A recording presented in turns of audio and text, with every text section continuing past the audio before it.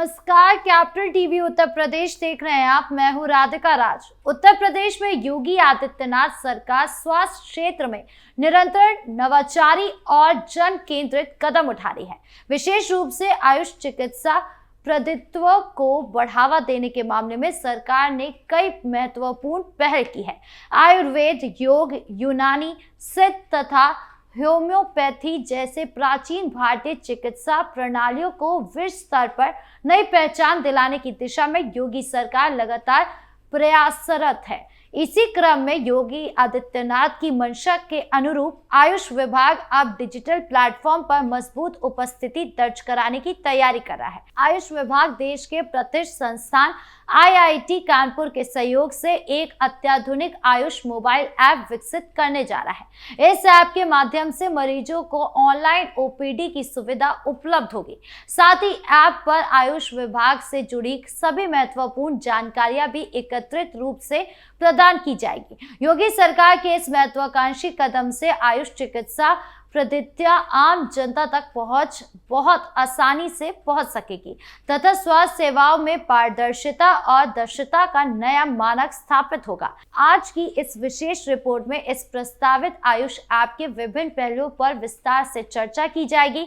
ये समझा जाएगा कि ऐप कैसे कार्य करेगा, इसमें कौन कौन सी सुविधाएं शामिल की जाएगी और उत्तर प्रदेश की जनता को इससे क्या क्या लाभ प्राप्त होगा। आयुष चिकित्सा पद्धतियों का महत्व समझने के लिए सबसे पहले इनकी मूल अवधारणा को जानना आवश्यक है। आयुष शब्द आयुर्वेद, योग, यूनानी, सिद्ध और होम्योपैथी का संक्षिप्त रूप है। ये सभी प्रणालियां प्राकृतिक उपचार पर आधारित है और शरीर, मन और आत्मा के संतुलन पर जोर देती है। आयुर्वेद में जड़ी बूटियां, आहार विहार और पंचकर्म जैसी विधियों से रोगों का मूल से उपचार किया जाता है। योग शारीरिक आसनों, प्राणायाम और ध्यान के माध्यम से स्वास्थ्य तथा मानसिक शांति प्रदान करता है। यूनानी चिकित्सा में हर्बल औषधियों तथा शरीर के 4 ह्यूमर के संतुलन पर ध्यान दिया जाता है। सिद्ध पद्धति मुख्य रूप से दक्षिण भारत की परंपरा है, जिसमें खनिजों और जड़ी बूटियों का विशेष उपयोग होता है। होम्योपैथी के लक्षणों में समान औषधि देकर शरीर की स्वयं की रोग प्रतिरोधक क्षमता को बढ़ाया जाता है। इन पद्धतियों की सबसे बड़ी विशेषता यह है कि इसमें रासायनिक दवाओं की तुलना में साइड इफेक्ट्स न्यूनतम होते हैं और ये दीर्घकालिक स्वास्थ्य लाभ प्रदान करती है। विश्व स्वास्थ्य संगठन भी आयुष को मान्यता प्राप्त करता है और कई विकसित देशों में ये पद्धतियां तेजी से लोकप्रिय हो रही हैं। योगी सरकार ने आयुष को बढ़ावा देने के लिए पिछले कई वर्षों में ठोस कदम उठाए हैं। राज्य में सैकड़ों नए आयुष अस्पताल और डिस्पेंसरी स्थापित की गई है। आयुष चिकित्सकों की बड़ी पैमाने पर भर्ती की गई। आयुष महाविद्यालयों की संख्या और सीट बढ़ाई गई है। कोविड महामारी के दौरान आयुष औषधियों का व्यापक वितरण किया गया, जिससे लाखों लोगों को लाभ हुआ। आयुष वेलनेस सेंटर और योग केंद्रों पर जाल पूरे राज्य में बिछाए गए। अब डिजिटल युग में इन सेवाओं का ऑनलाइन प्लेटफॉर्म पर लाना स्वाभाविक अगला कदम है। इसी उद्देश्य में आयुष ऐप का विकास किया जा रहा है। इस ऐप के लिए तकनीकी सहयोग IIT कानपुर से लिया जा रहा है।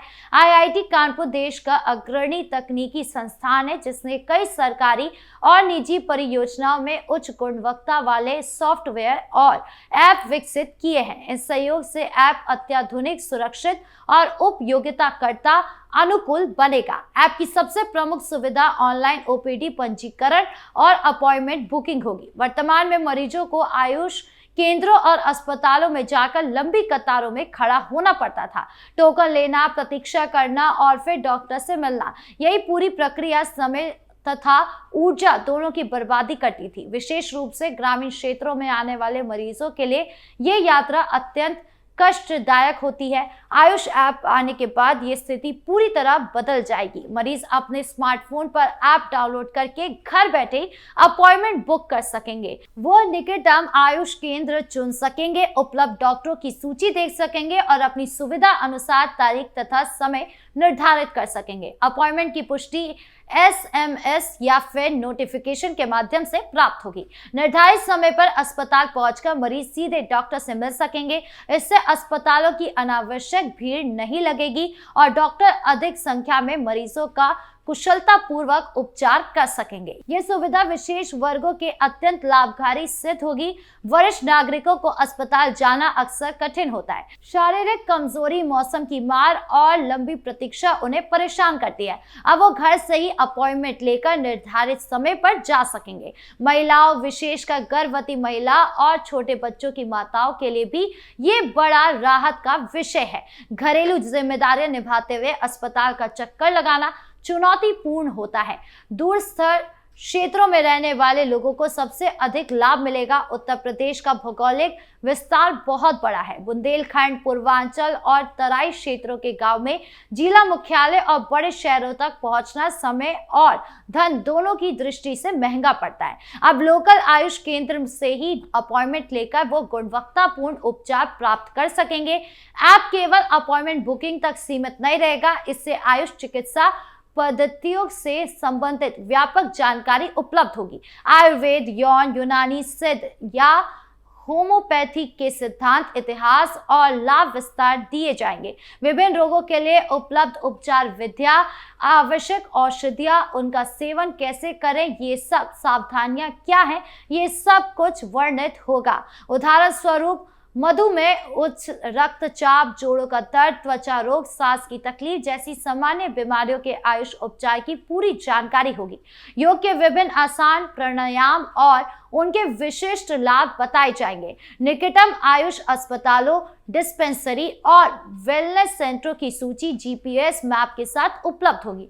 चिकित्सकों का पूरा विवरण, उनकी विशेषज्ञता, अनुभव, उपलब्धता का समय प्रदर्शित होगा। दैनिक स्वास्थ्य सुझाव, मौसमी सावधानियां, घरेलू नुस्खे और आहार संबंधी परामर्श भी दिए जाएंगे। योगी सरकार द्वारा संचालित सभी आयुष योजनाएं, शिविरों और कार्यक्रमों की अद्यतन जानकारी ऐप पर मिलेगी। इस प्रकार ऐप एक पूर्ण आयुष ज्ञान भंडार का रूप लेगा। आयुष प्रमुख सचिव रंजन कुमार ने इस संबंध में विस्तृत जानकारी साझा की। उन्होंने बताया कि मुख्यमंत्री योगी आदित्यनाथ की स्पष्ट मंशा है कि आयुष चिकित्सा हर घर तक पहुंचे। इसी उद्देश्य से आईआईटी कानपुर के साथ सहयोग किया जा रहा है। ऐप का डिजाइन इस प्रकार होगा कि सामान्य नागरिक भी इसे सरलता से उपयोग कर सके। हिंदी और अंग्रेजी दोनों भाषाओं में उपलब्ध होगा। इंटरफेस सरल होगा, आइकन बड़े और नेविगेशन आसान होगा। डाटा सुरक्षा को सर्वोच्च प्राथमिकता दी जाएगी। मरीजों का व्यक्तिगत और चिकित्सकीय डाटा पूर्णतः एन्क्रिप्टेड रहेगा। कोई अनधिकृत पहुंच संभव नहीं होगी। भविष्य में ऐप में और अधिक उन्नत सुविधाएं जोड़ी जाएगी। टेली परामर्श सेवा शुरू होगी, जिससे मरीज वीडियो कॉल के माध्यम से विशेषज्ञ चिकित्सक परामर्श ले सकेंगे। जांच रिपोर्ट ऑनलाइन उपलब्ध होगी और डाउनलोड भी की जा सकेगी। डिजिटल स्वास्थ्य रिकॉर्ड रखा जाएगा, जिसमें मरीज का पूरा चिकित्सकीय इतिहास सुरक्षित रहेगा। इससे उपचार अधिक सटीक और प्रभाव होगा। आयुष पद्धतियों पर जनता का विश्वास और मजबूत होगा। युवा पीढ़ी योग और आयुर्वेद को अपनी जीवन शैली का हिस्सा बना सकेगी। ये पहल उत्तर प्रदेश को स्वास्थ्य के क्षेत्र में अग्रणी राज्य बनाने की दिशा में मील का पत्थर साबित होगी। ग्रामीण क्षेत्रों में चिकित्सा सुविधाओं की कमी दूर होगी। महिलाओं और वरिष्ठ नागरिकों को स्वास्थ्य बेहतर रहेगा। राज्य की स्वास्थ्य व्यवस्था पारदर्शिता और दक्षता बढ़ेगी। अन्य राज्य भी इस मॉडल से प्रेरणा लेंगे।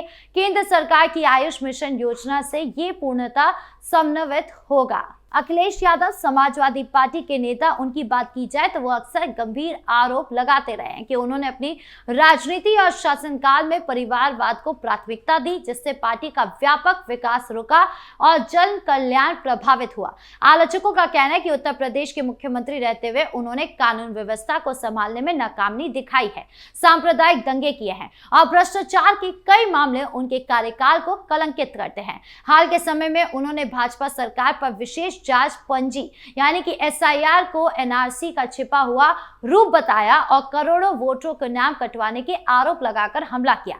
लेकिन विरोधी इससे आधारहीन डर फैलाने और समुदाय को बांटने की कोशिश मानते हैं।